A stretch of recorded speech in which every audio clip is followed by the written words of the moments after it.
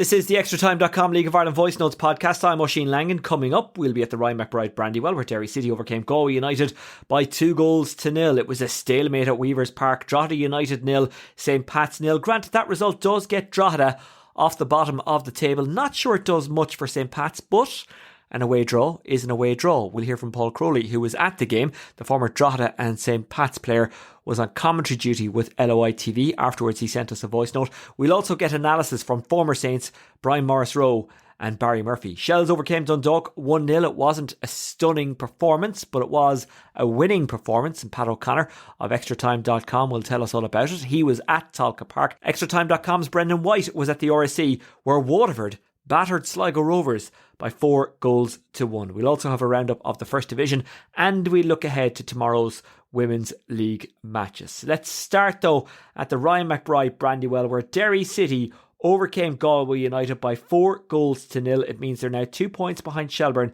at the top. Watching this one for us, former Bows and Derry City player, and of course Derry now columnist, Gareth McGlynn. Thanks, Oisin. It finished here at the Ryan McBride Brandywell Stadium. Derry City 2, Galway 0. And it was 2 second-half goals from Will Patching and Pat Hoban that earned Derry City a deserved win over Galway.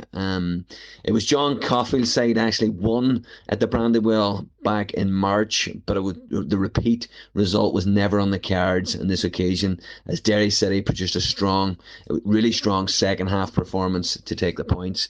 In fairness to Derry, they had a lightning start. Brendan Clark was called into action twice in the first 70 seconds. Galway defended a free kick into the area, but Ben Doherty chipped a pass straight back in, which was met by an overhead acrobatic effort from Pat Hoban, which Clark clawed away. The ball then found its feet after that to Will Patching. He was about 20 yards out. He tried his luck and it was kind of moving a little bit, but Clark kept his eyes on it and held it well because Hoban was lurking. Despite that good start, Galway actually came back into the game there and frustrated Derry for the remainder of the first half.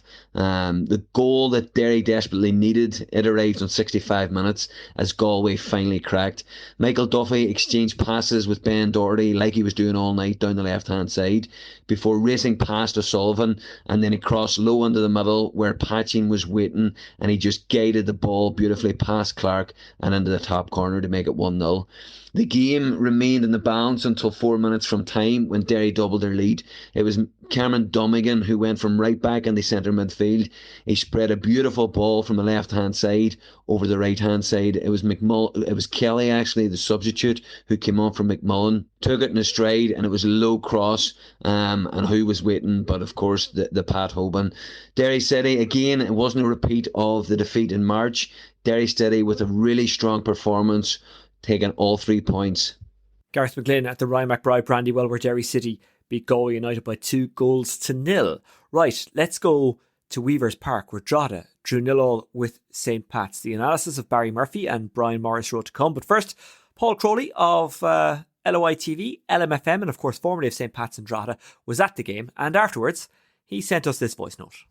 A share of the spoils it is for both teams.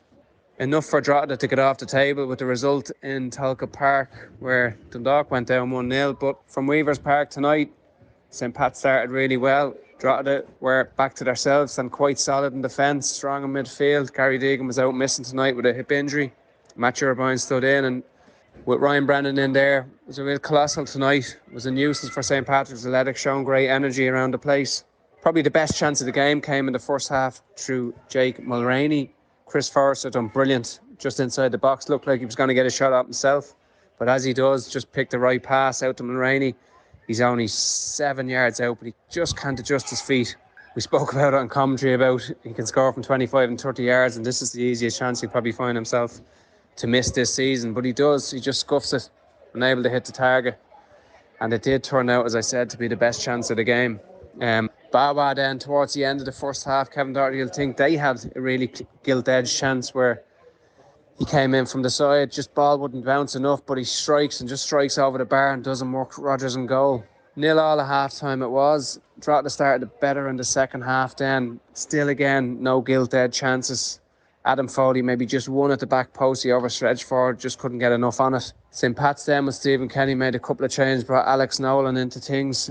He then had a chance and in about the 80th minute, but just shot over the bar. So Pat's probed in the last 15 minutes. There was some serious amount of injuries in the second half. Conor Keeley actually didn't come out at half time. Joe Redmond went off. And then you had Mulroney going around limping with a hamstring injury also towards the end of the game. But again, in the 93rd minute, he did stay in the pitch, Mulroney. I don't know how, because he was walking around for the last 5 minutes holding his hamstring, but chance just falls from the box. But probably if he's fit, he gets a strike away. Ball just drops off his chest and he just overstretches, just unable to put the ball past Wogan. But the share of the spoils it is, as I said, it's enough to get Drogheda off the bottom, only by goal difference, but they'd have taken that before the game.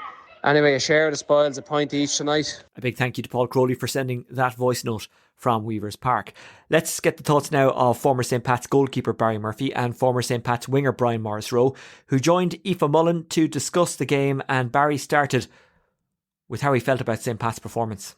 Yeah, I was really disappointed, to be honest. I thought they were a bit toothless up top. I just feel like it's on a normal kind of season, you go, right, we go up to Drogheda and we get a point. It's not a bad point, but the way things are going at the moment, I think, when you look at the table and Bows ahead have now got 4 games in hand, I think.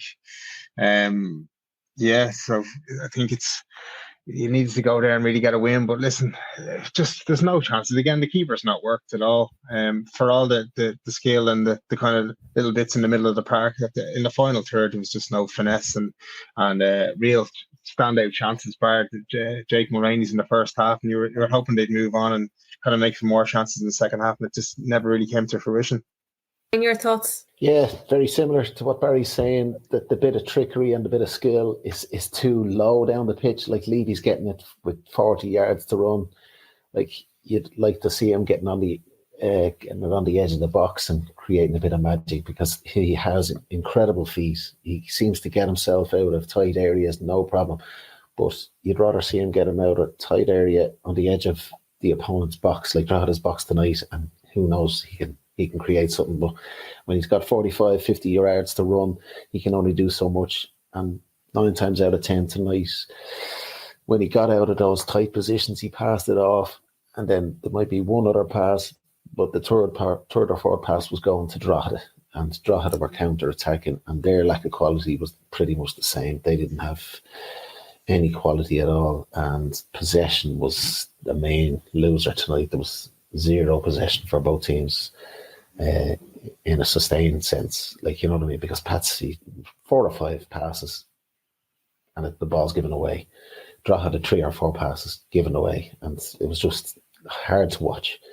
The only positive for both sets of teams is, like, they didn't lose, because neither of them deserved to win. As the game progressed and as the ending approached, you kind of, you felt that if somebody nicked a goal here, nobody really deserves to win. But you made the comment during the match that it was end to end. But just to polish that point, Aoife, the end to end, it wasn't true quality of attacking play. It was true lack of quality on a defensive and a possession sense from the other side. Like, Drogheda would have had a chance at down in Pats' box because Pats were wasteful in possession, and Pats would have had a chance in Drogheda's box because Drogheda were poor in possession. And that's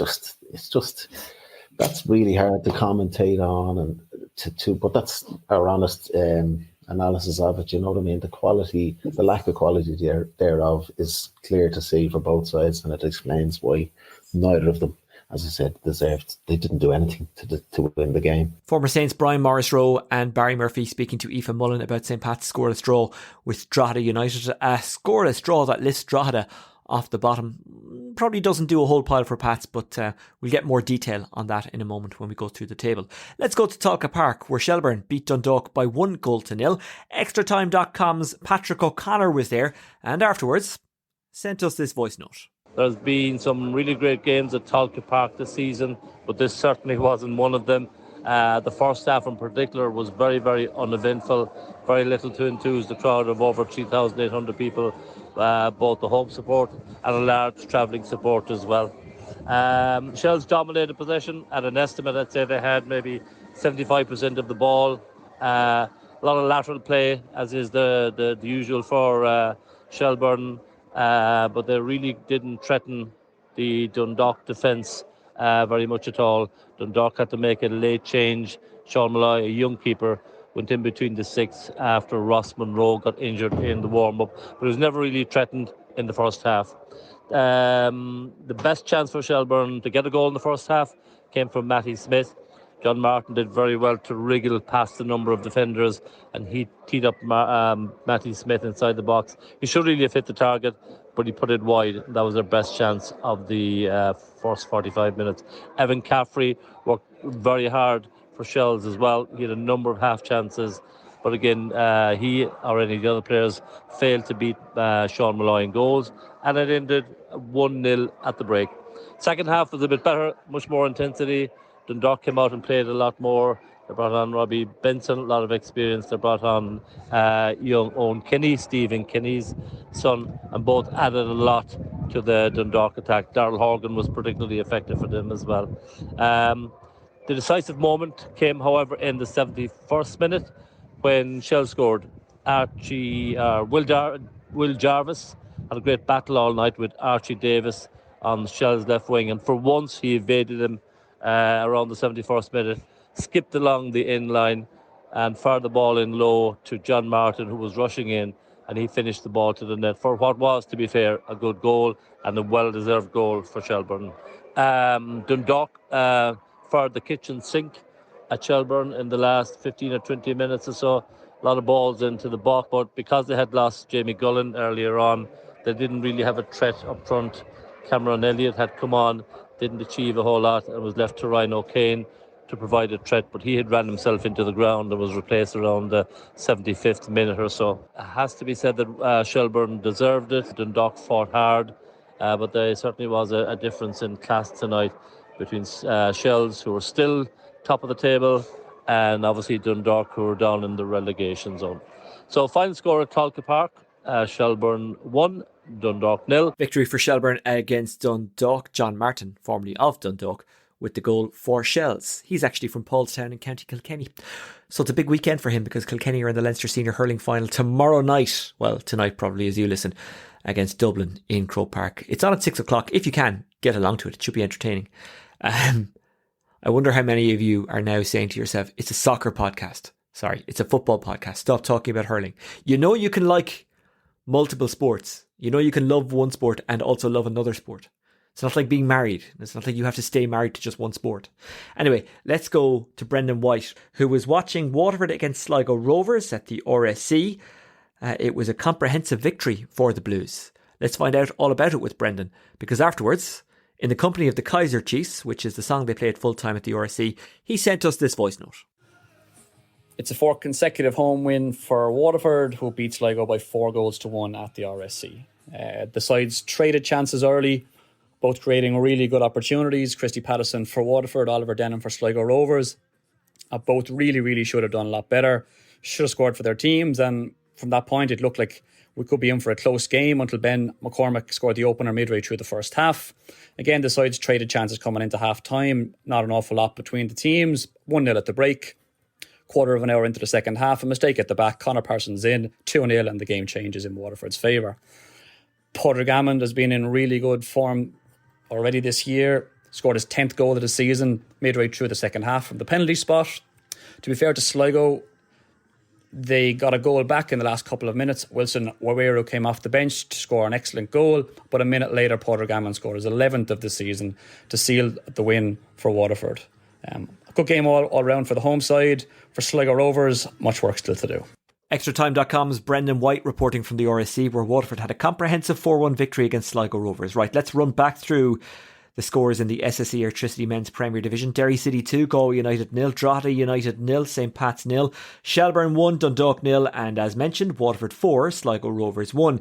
In the First Division, Cove Ramblers 2, Finn Harps 0, Treaty United 2, Bray Wanderers 0, UCD 2, Kerry 1, and Cork City 2, Longford Town 0. Congratulations, by the way, to Greg Bulger, who recently made his 400th league appearance. That's not bad going, is it? He did play in, well, tonight's game as I speak, last night's game as you listen, well, maybe Friday night's game as you listen. A lot of people listen to this on Monday. They kind of, it's almost as if the League of Ireland isn't the most important thing about their weekend and they don't listen on Saturday and Sunday. No, you tell your family you're making time for the League of Ireland and you're listening to the podcast. They can work in the garden themselves. They can bring themselves shopping. they can bring themselves to the creche or the game. You know, you need to take some time to chill. You need to relax. You deserve it. Let's go through the tables before we check out what's happening in the Women's League. Shelburne top on 40 points. They have a game less played than Derry, who are second on 38. Shamrock Rovers have 2 games less played than Derry. They're on 31 points. So even if they were to win those 2 games, they'd still be a point behind Derry and they'd be 3 points behind Shelburne. Waterford, they're 4th on 31 points. They've played 20 games. Galway 5th on 27 points. They've played 19 games. Sligo Rovers 6th on 25 points. They've played 20 games. Bows 7th on 24 points after 18 games. St. Pat's have played 4 more games than Bows, and they're on 24 points. Drogheda second from bottom on 19 points. 16 points, I do beg your pardon. Dundalk bottom on 16 points. And those two have both played 20 matches. Let's take a look at the first division table. Cork City top on 43 points. They're 9 clear of UCD. Then it's Athlone, Finn Harps, Bray Wanderers, Wexford, Cove Ramblers, Treaty United, Kerry and Longford Town, who are at the bottom. Now, in the SSE Electricity Women's Premier Division on Saturday at 3 o'clock, it's Bows against Shamrock Rovers. At the same time, DLR Waves take on Sligo Rovers. At 5 o'clock, Cork City meet Athlone Town. Also at 5, it's Galway United against Wexford and Treaty United taking on Shelburne. The table in the Women's Premier Division, Galway on top on 19 points. They're 1 clear of Shelburne, but Galway have played a game less. Athlone 3rd on 16 points. They have played a game less than Shelburne, but they've played the same amount of games as Galway. Peamount 4th on 14 points. Cork City 5th on 10 points. Treaty United 6th on 8 points. Wexford 7th on 7 points. Bows 8th on 7 points. Shamrock Rovers 9th on 4 points. And Sligo Rovers 10th on 3 points. DLR Waves are bottom of the pile, also on 3 points. Next week, well, there are international games and of course the Euros get underway. It's also the Kennedy Cup next week. It was never something that kind of came into my orbit. I never played for a team that was involved. I've never coached in a team that was involved. But I'm aware it's a big competition and it's a big deal. So best of luck to you or your kids, or if you know someone going, best of luck, enjoy it. The SSE Electricity Men's Premier Division games are being played on Thursday night next week. Just to remind you, it's Thursday night. Bows take on Derry, Dundalk meet Sligo Rovers, Galway take on Drogheda, St. Pat's are up against Shamrock Rovers, and Waterford meet Shelburne. In the first division, it's Bray Wanderers against Athlone, Cork City take on Cove Ramblers, Finn Harps meet UCD, Kerry take on Longford, and Wexford take on Treaty United.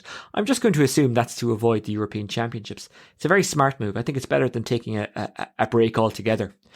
Right, that's it for the Extratime.com League of Ireland Voice Notes podcast. Thanks very much to you for listening. As always, you can get in contact with me via @Oisin Langan, and you can find Extra Time on @Extratime News. You can also read everything that's going on in Irish football, or read about everything that's going on in Irish football at extratime.com. Luke will be here early in the week with a roundup of what's going on in Irish football and a deep dive into the League of Ireland with the Extratime.com League of Ireland podcast. And I'll be back next Thursday with an Extratime.com Voice Notes podcast.